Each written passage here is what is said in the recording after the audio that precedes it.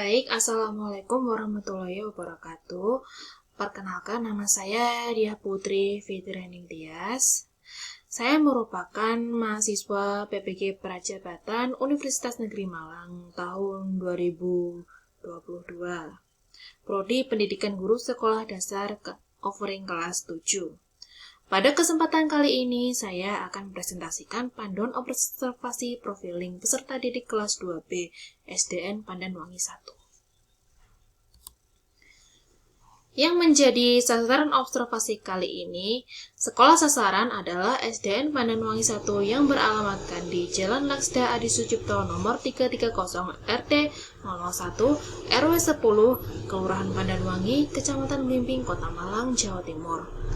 Kelas yang menjadi sasaran observasi adalah kelas 2B dengan jumlah siswa sebanyak 28 siswa yang terdiri dari 15 siswa laki-laki dan 13 siswa perempuan. Wali kelas dari 2B bernama Ibu Lili Swaibatul Islamiyah SPD. Berikut ini merupakan data siswa kelas B. Rata-rata siswa kelas B berusia antara 7 sampai 8 tahun. Sebelumnya, apa itu panduan observasi? Panduan observasi merupakan sebuah pedoman atau petunjuk yang mengarahkan pengamat atau observer terhadap aspek yang perlu dilakukan secara sistematis yang berkaitan dengan profiling peserta didik.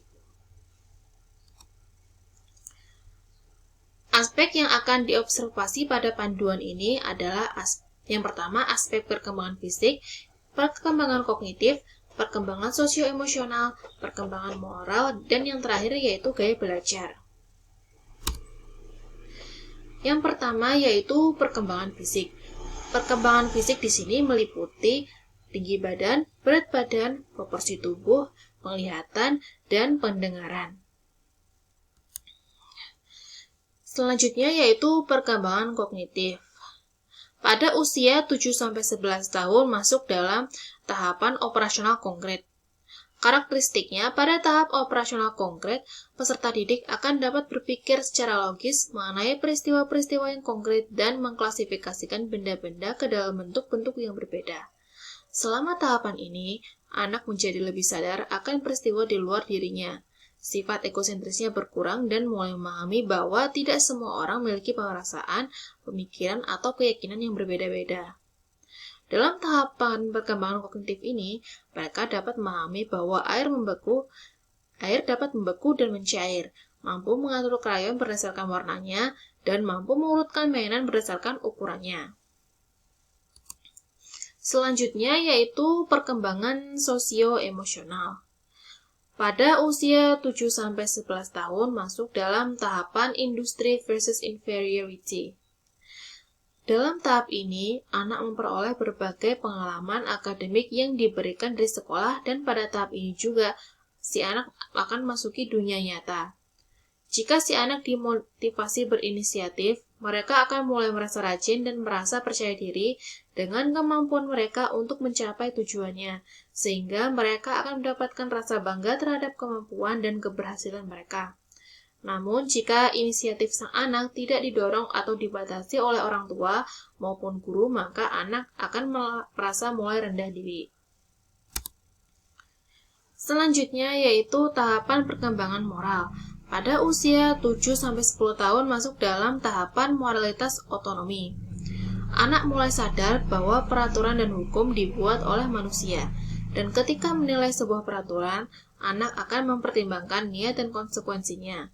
Moralitas akan muncul dengan adanya kerjasama atau hubungan timbal balik antara anak dengan lingkungan, di mana akan berada pada masa ini anak percaya bahwa ketika mereka akan melakukan pelanggaran, maka otomatis mereka akan mendapatkan hukumannya.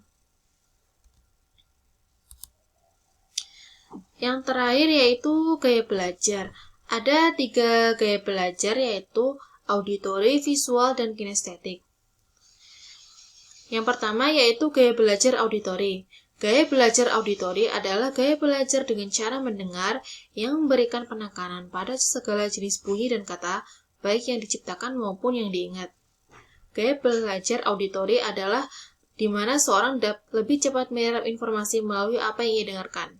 Penjelasan tertulis akan lebih mudah ditangkap oleh para pembelajar auditori ini. Yang kedua yaitu gaya belajar visual. Gaya belajar visual menyerap informasi terkait dengan visual, warna, gambar, peta, diagram, dan belajar dari apa yang dilihat oleh mata. Artinya, bukti-bukti konkret harus diperlihatkan terlebih dahulu agar mereka paham.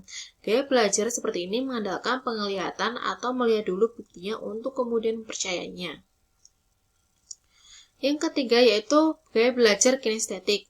Gaya belajar kinestetik dapat belajar paling baik dengan berinteraksi atau mengalami hal di sekitarnya. Gaya pembelajar kinestetik cenderung mampu memahami sesuatu dengan adanya keterlibatan langsung, daripada mendengarkan ceramah atau membaca dari sebuah buku.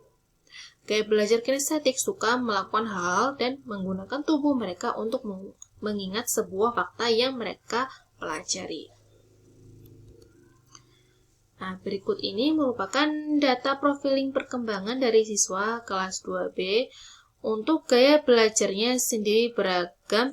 Ada satu siswa hanya memiliki satu gaya belajar, ada yang memiliki 2 gaya belajar, bahkan ada beberapa siswa yang memiliki 3 gaya belajar sekaligus.